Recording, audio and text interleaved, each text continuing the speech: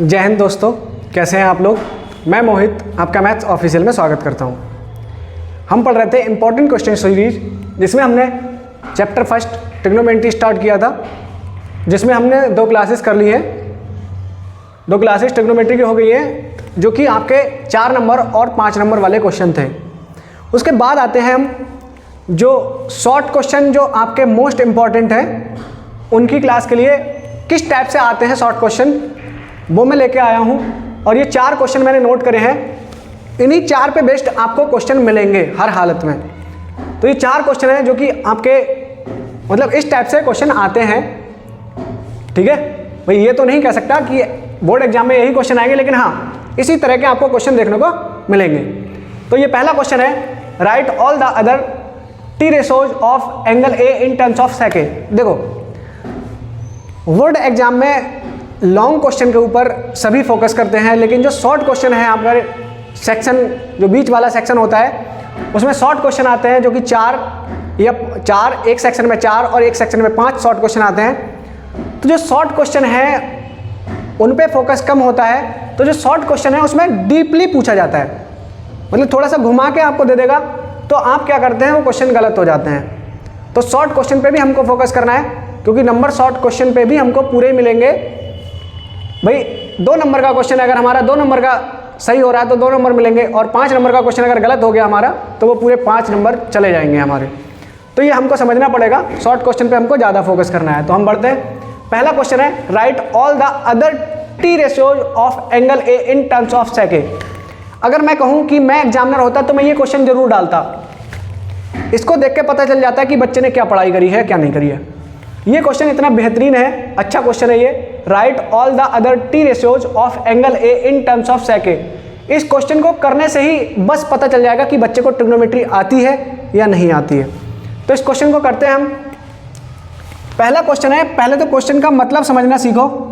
पहला क्वेश्चन ये कह रहा है कि हमको जितने भी टी रेशियोज हैं, मतलब साइन, कॉस, टेन, सेक, कॉट, कॉसेक, जो भी है उसको सेक ए में कन्वर्ट करना है, मतलब सेक ए की फॉर्म में लिखना है, सेक की फॉर्म में लिखना है हमको। तो कैसे, अब देखो भाई सबसे पहले आता है हमारा, देखो अगर सबसे आसान है भाई सेक का रेसिप्रोकल देखोगे तो क्या होगा, कॉस ए। तो अगर हम पहला कॉस ए को सेक की फॉर्म में लिखेंगे तो वो तो इसका रेसिप्रोकल होता है। क्लियर है भाई, कॉस ए को हम क्या लिख सकते हैं, 1/sec ए, एक हो गया हमारा। दूसरा कॉस के बाद चलो साइन को लिखते हैं। आपको ये पता है, हमें पता है sine square A plus cos square A 1 होता है। अगर मैं साइन स्क्वायर ए निकालूं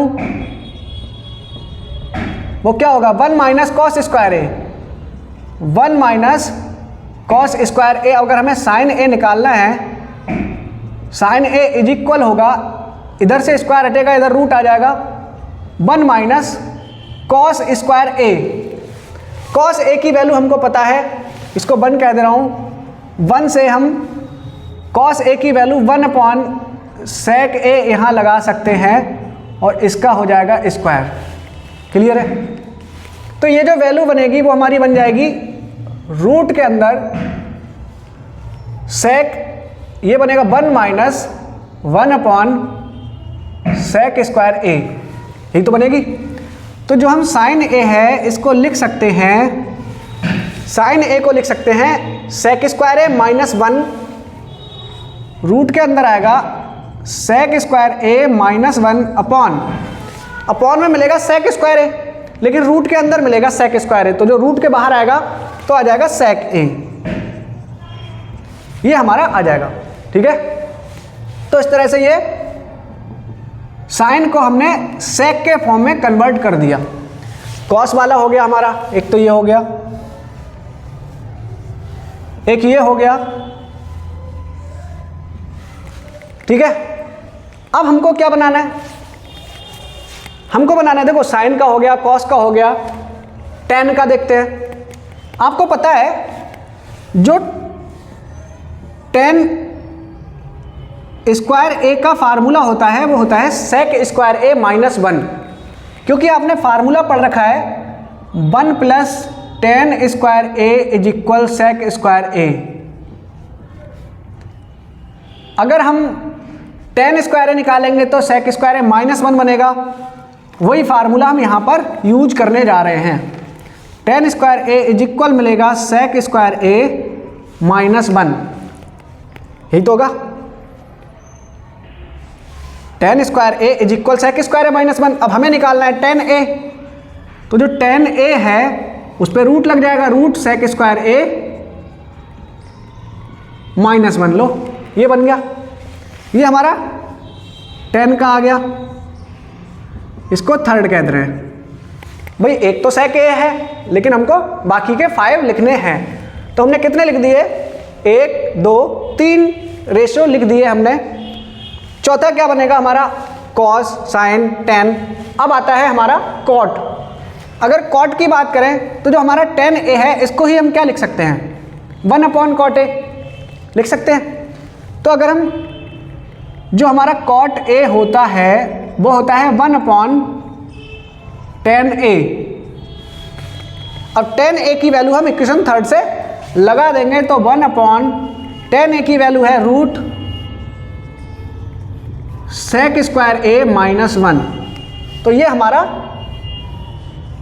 कॉट ए को हमने सेक स्क्वायर की सेक की फॉर्म में कन्वर्ट कर दिया। अब हमारा एक बचता है जो है कॉसेक ए।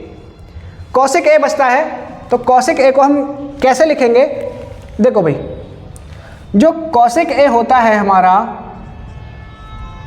वो होता है 1/sin ए। साइन ए की वैल्यू सेक के फॉर्म में हमको मिल चुकी है, वो है ये रही, साइन ए की वैल्यू ये है सेक के फॉर्म में। तो 1/sin ए होता है, मतलब जो कॉसेक ए होता है वो साइन ए का रेसिप्रोकल होता है। तो ये हमको क्या मिलेगा, जैसे 1/sin ए है और यहाँ पर जैसे हमने 1/10 ए किया था, 10 ए की वैल्यू ये लगा दी थी, तो इस बार हम क्या करेंगे, साइन ए की वैल्यू ये लगाएंगे तो ये पलट जाएगी क्योंकि इसका रेसिप्रोकल होगा। तो ये जो हमको मिलेगा वो मिल जाएगा सेक ए अपॉन रूट के अंदर सेक स्क्वायर ए -1। ये हमको कॉसेक ए की फॉर्म मिल जाएगी सेक की फॉर्म में। तो जितने भी हमारे ट्रिग्नोमेट्रिक रेशियोज थे उनको हमने सेक के फॉर्म में कन्वर्ट कर दिया। अच्छा क्वेश्चन है ये आपको जरूर प्रैक्टिस कर लिए जाना चाहिए। ये 3 नंबर में या 2 नंबर में आपसे जरूर पूछा जाएगा, ऐसा मेरा मानना है। बाकी आपको आना तो चाहिए, फिलहाल ये नहीं तो इस तरह का क्वेश्चन आ जाएगा आपके लिए, आ सकता है कोई वैल्यू दे देगा उससे कन्वर्ट करा सकता है। तो जो जो क्वेश्चन मुझको लगे कि हाँ इस टाइप से बन सकता है क्वेश्चन, वो मैं आपके लिए लेके आया हूँ, तो ये आप नोट कर सकते हैं। बाकी हम बढ़ते हैं अगले क्वेश्चन की तरफ।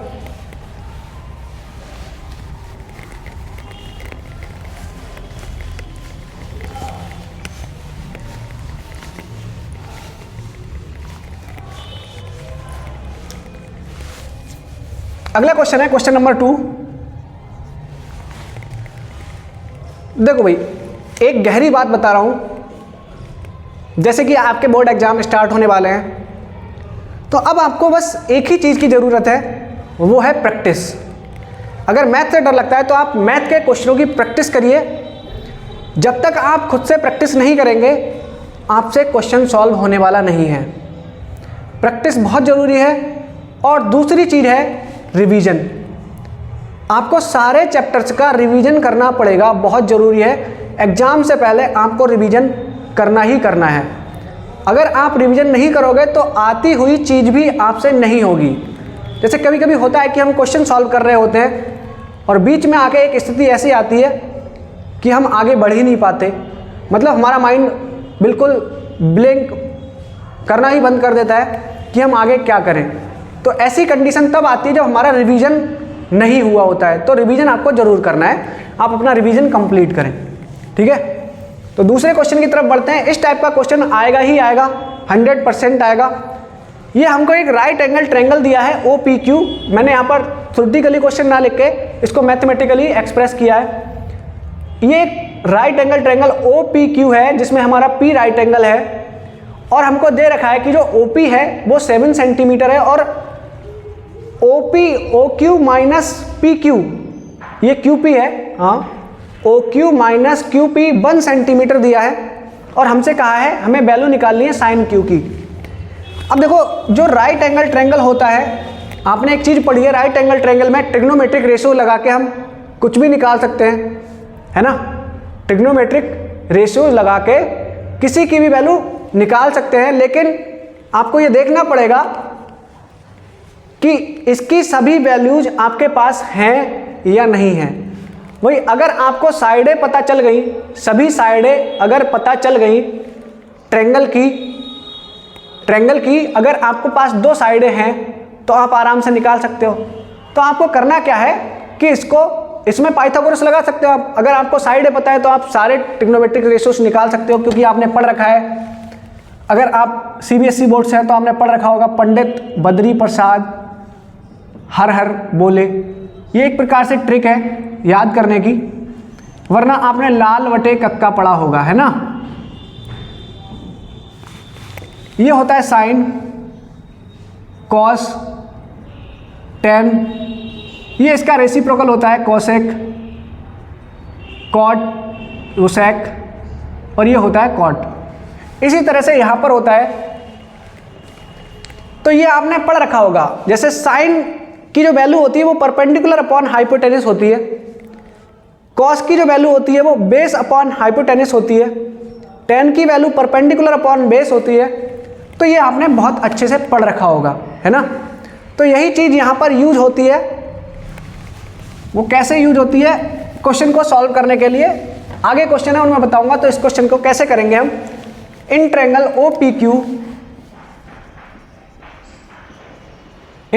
OPQ हम पाइथागोरस लगा देंगे तो क्या मिलेगा, OQ का स्क्वायर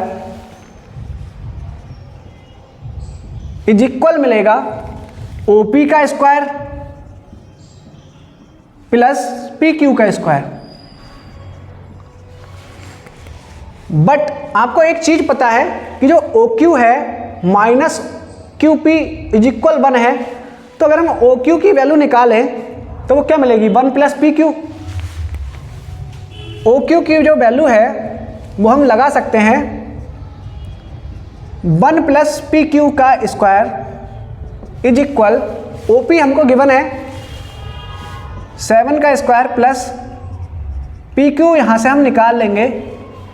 अब ये वैल्यू आई कहाँ से, तो हम सिंस लिखेंगे OQ minus PQ is equal 1। वो PQ या QP आप कुछ भी लिख सकते हो, लेकिन सही फॉर्मेट PQ है, वो गलती से लिख गया है वहाँ पर। तो इस तरह से अब इसका होल स्क्वायर खोलेंगे तो मिलेगा 1, A प्लस B का होल स्क्वायर से इसका होल स्क्वायर खोल देंगे तो बनेगा 1 प्लस PQ का square plus 2PQ is equal 7 का स्क्वायर 49 होता है और PQ स्क्वायर। ये PQ स्क्वायर से PQ स्क्वायर शहीद हो जाएगा, बचेगा क्या, ये 2PQ इज इक्वल 49 माइनस 1, ये 48 मिलेगा। और जो हमारा PQ आ जाएगा वो PQ आ जाएगा हमारा 24 सेंटीमीटर, क्योंकि ये 2 से कैंसिल हो जाएगा। तो हमारा जो PQ आया वो हमारा आ गया 24 सेंटीमीटर। एंड जो आपका OP है वो 7 सेंटीमीटर गिवन है। तो यही वैल्यू अगर हम इसमें लगा दें इक्वेशन 1 में, या इसमें लगा दो OQ माइनस PQ, यहाँ से OQ आ जाएगा।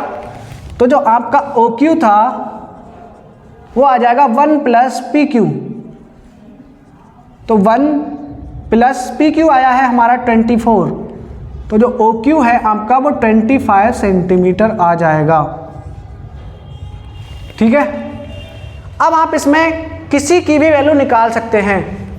ये एंगल थीटा होगा, क्योंकि उन्होंने साइन थीटा पूछा है, तो साइन Q पूछा है, साइन Q पूछा है, ये Q है तो Q ये एंगल है, तो साइन Q की वैल्यू क्या होगी निकाल सकते हैं आप। इसलिए साइन Q की वैल्यू जो होगी वो होती है परपेंडिकुलर अपॉन हाइपोटेनस, होती है लंब अपॉन कर्ण। तो जो हमारा परपेंडिकुलर है वो 7 है और हाइपोटेनस OQ जो हमारा आया 25, तो 7 अपॉन 25 ये आपका आंसर हो जाएगा इस क्वेश्चन का। वो आपसे कुछ भी पूछ सकता है, sine, cos, tan, cosec, cot, sec, कुछ भी पूछ सकता है। अब आप सारी वैल्यू निकाल सकते हैं किससे? लाल बटे कक्का या पंडित बद्री प्रसाद हर हर बोले, ये आप कैसे भी निकाल सकते हैं, है ना। तो इस तरह से ये क्वेश्चन हमारा कंप्लीट होता है। आगे बढ़ते हैं हम अगले क्वेश्चन की तरफ।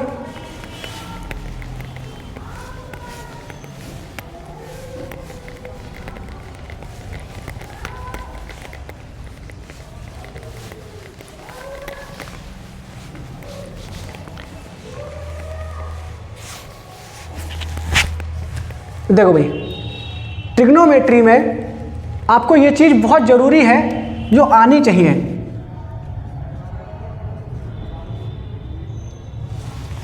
चाहे तो आप लाल बटे कक्का कर सकते हो या पंडित बद्री प्रसाद हर हर बोले कर सकते हो, ठीक है। लाल बटे कक्का भी लो, समझा ही दे रहा हूं। होता क्या है, पहला रेशो होता है साइन और ये होता है साइन का उल्टा कोसेक। यहां पर आता है कॉस और कॉस का रेसिप्रोकल जो होता है वो सेक होता है। यहां आता है टेन और टेन का रेसिप्रोकल कॉट होता है। मतलब अगर आपको किसी भी राइट एंगल ट्रायंगल में आपको ये लगाने हैं रेशो, तो जैसा यहां होता है फॉर्मेट वैसे ही यहां होता है, साइन, कॉस, टेन, कोसेक, सेक, कॉट। अब आपको मान लो कॉस की वैल्यू लगानी है तो बेस अपॉन हाइपोटेनस करोगे, और अगर सेक की वैल्यू लगानी है तो हाइपोटेनस अपॉन बेस करोगे। तो ये इस तरह से निकलते हैं सारे, ठीक है।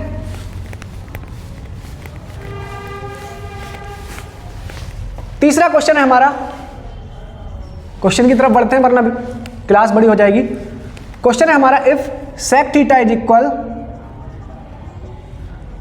13/12, if sec theta is equal 13/12 calculate all other trigonometric ratios। इस तरह का क्वेश्चन भी आना ही आना है। जैसे ये ट्रायंगल वाला था, ये हमको ऐसे दे दिया है। अब इसको करने के आपके पास दो तरीके हैं, लेकिन जो आसान तरीका है वो मैं आपको बता रहा हूं। आप क्या कीजिए, राइट एंगल ट्रायंगल फॉर्म कीजिए।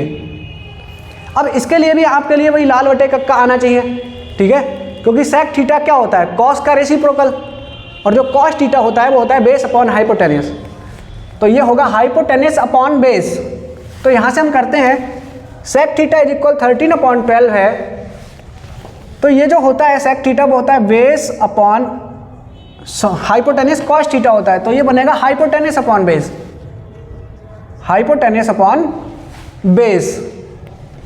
मतलब जो हमारा राइट एंगल ट्रायंगल बनेगा, मान लो अगर हमने एक राइट एंगल ट्रायंगल बनाया ए बी सी, आप कुछ भी नेमिंग कर सकते हो। ये 90 डिग्री है, ये जो थीटा है ये बेस एंगल थीटा लेना पड़ेगा आपको, बेस एंगल लेते हैं। अब हाइपोटेनस अपॉन बेस है, इसका मतलब हाइपोटेनस जो हमारा है वो 13 है और जो बेस है हमारा वो 12 है। तो परपेंडिकुलर आपको यहां से निकालना पड़ेगा, किससे, पाइथागोरस से। पाइथागोरस लगा के आप परपेंडिकुलर निकाल सकते हो, जो कि आएगा 5। क्यों, क्योंकि 5, 12, 13 का जो होता है वो ट्रिपलेट होता है, तो आप पाइथागोरस लगा के ये आराम से निकाल सकते हो। अब हम यहां से अगर हम करेंगे, सारी वैल्यू हम निकाल सकते हैं, calculate all other trigonometric ratios. कोई सा भी रेशियो कह दे वो हम निकाल सकते हैं। जैसे मान लो उसने कह दिया कोसेक थीटा, अगर हमसे कोसेक थीटा पूछ ले तो हम क्या करेंगे भाई, जो साइन थीटा होता है वो होता है लंब बटे कर्ण, लंब बटे कर्ण। तो अगर हम कोसेक थीटा निकालना है तो 13/5 हो जाएगा, मतलब हाइपोटेनस अपॉन परपेंडिकुलर। भाई कर्ण अपॉन लंब हो जाएगा, नहीं हो जाएगा, तो ये आ जाएगा 13/5। इसी तरह से आपसे वो कुछ भी पूछ ले, बस आपको लाल बटे कक्का या पंडित बद्री प्रसाद हर हर बोले आना चाहिए। अगर ये चीज आपने पढ़ रखी है तो आप इस क्वेश्चन को उड़ा दोगे, ठीक है। तो इस तरह से ये क्वेश्चन होगा। बाकी बढ़ते हैं अगले क्वेश्चन की तरफ।